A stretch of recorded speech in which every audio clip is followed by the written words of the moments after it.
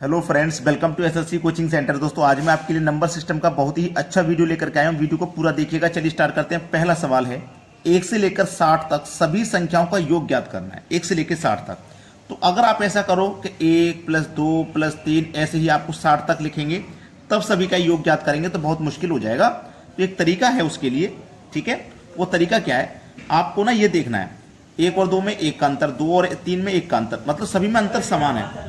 जब भी अंतर समान रहेगा सभी में, तो क्या करना है, जो फर्स्ट वाली संख्या उसको लिख लेना, ठीक है, प्लस लास्ट वाली संख्या लिख लेना और बटे में 2 लिख लेना। जितनी संख्या उतने से गुना कर देना। 1 से लेकर 60 तक 60 संख्या 60 से गुना कर दो। फर्स्ट संख्या लास्ट संख्या 2 से डिवाइड, जितनी संख्या उतने से गुना। तो 60 संख्या ना 1 से लेकर 60 तक 60 से गुना। 1 और 60 को जोड़ो तो 61 बटे में 2 गुने 60। 2 से 60 कट गया 30 बार में, ठीक है। ये 0 लास्ट में आ जाएगा। 3 एकम 3, 3 छिंग 18। 1830 सही जवाब है। 1830 मिलेगा आपको बी ऑप्शन में। ये बिल्कुल सही जवाब हो जाएगा। सभी बच्चों को समझ में भी आ गया होगा। अब देखेंगे आगे। अगला सवाल, 1 से 100 तक सभी संख्याओं का योग ज्ञात करो। अब इसके लिए तो आपको ज्यादा मेहनत करनी नहीं है। 1 से लेकर जब 100 तक चलोगे तो सभी में 1 का अंतर रहेगा। तो फर्स्ट संख्या 1, लास्ट संख्या 100 बटे में 2। और 1 से लेकर 100 तक कितनी संख्या हो जाएंगी, 100 ही हो जाएंगी। तो गुने 100 कर दीजिए। 1 और 100 को जोड़ो तो 101 बटे में 2 गुने 100। और 2 से 100 को कटाएंगे तो 50 बार में 0 आ जाएगा लास्ट में। 5 एकम 5, 5 का 0 से करो तो 0, फिर 5 एकम 5। 5050 सही जवाब हो जाएगा। 5050 दिया गया सी ऑप्शन में। ये सवाल का है बिल्कुल सही जवाब। अब देखेंगे अगला प्रश्न। अगला सवाल है, 60 तक सभी सम संख्याओं का योग कितना होगा। 60 तक सभी सम संख्याओं का। अब सभी सम संख्याओं का मतलब सम संख्या पहली 2, फिर 4, फिर 6, फिर 8, ऐसे ही कहां तक जाओगे, 60 तक जाओगे। अब ये ध्यान देना, हम 60 तक चले गए तो इस 60 में 30 संख्या तो सम होंगी आपकी और 30 संख्या ही विषम होंगी, ठीक है। आप उसने 60 तक बोला है तो 60 तक रहिए, 60 से आगे मत जाइए। अगर वो 60 सम संख्या कहता, 60, अगर वो 60 सम संख्या कहता तो यहां तो आपकी 30 सम संख्या होंगी ना भाई। 60 तक बोला तो 60 तक रुक जाइए, 60 से आगे मत जाना। तो इस एक संख्या को हम छोड़ के चल रहे हैं बीच में, तो जो छोड़ के चल रहे हैं वो विषम संख्या को छोड़ के चल रहे हैं, सम संख्या को ले रहे हैं।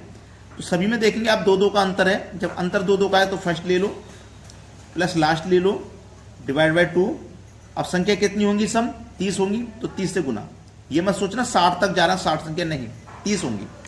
60 और 2 62, काटा दो 15 बार में।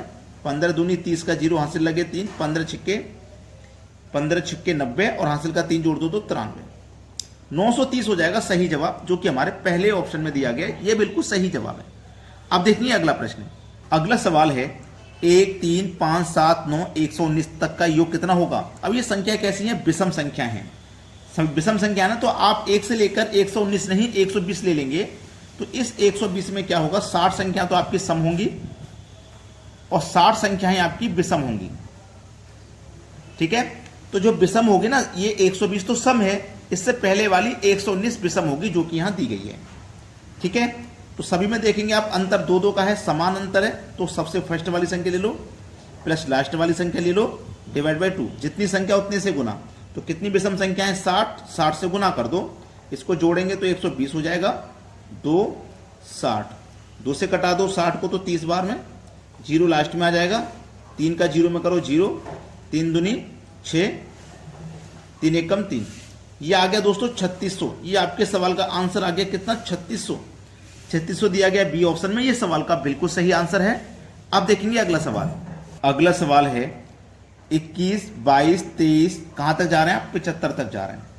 अगर आप 1 से लेकर 75 तक जाते तो कितनी संख्या होती, 75। लेकिन पहले की 20 माइनस होगी तो संख्या कितनी बची है, 55, है ना। यही तो है ना, संख्या लगातार है, सभी में 1-1 का अंतर होगा। तो फर्स्ट संख्या इसमें 21 है, लास्ट संख्या 75 है बटे में 2।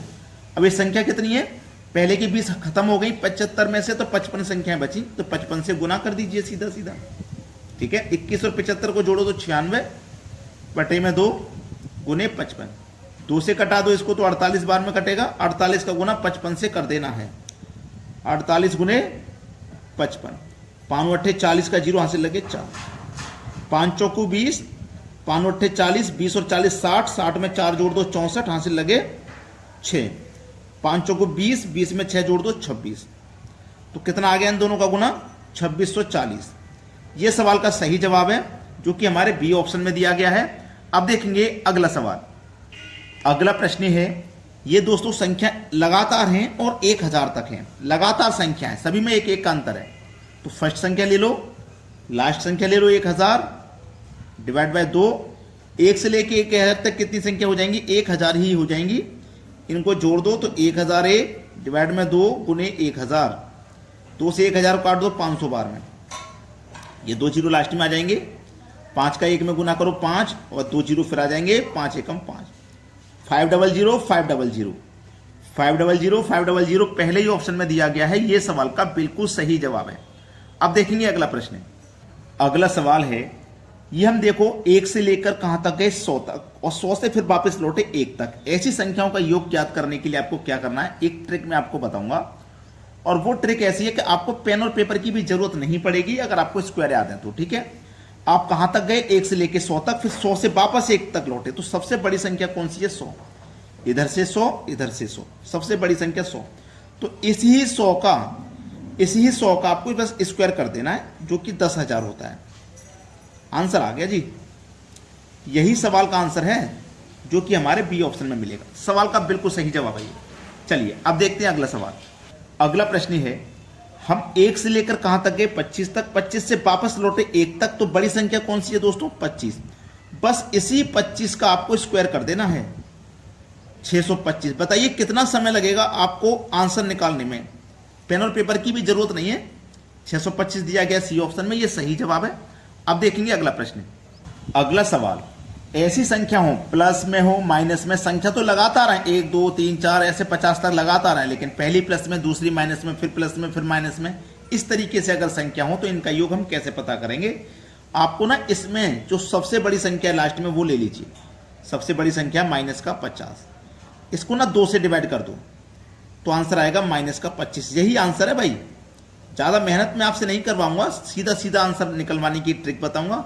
माइनस का 25 दिया गया बी ऑप्शन में, ये सवाल का हो जाएगा बिल्कुल सही आंसर। समझ गए सभी बच्चे? अब देखेंगे अगला प्रश्न। अगला प्रश्न है, पहले प्लस में, फिर माइनस में, फिर प्लस, फिर माइनस, फिर प्लस, ऐसे ही कहां तक जा रहे हैं? हम 100 तक जा रहे हैं। 100 तक जा रहे हैं ना, तो हमें क्या काम करना है? 100 तक जाएंगे तो माइनस का 100 लिखेंगे, 2 से डिवाइड करेंगे, माइनस का 50 आ जाएगा आंसर। माइनस का 50 आ जाएगा आंसर।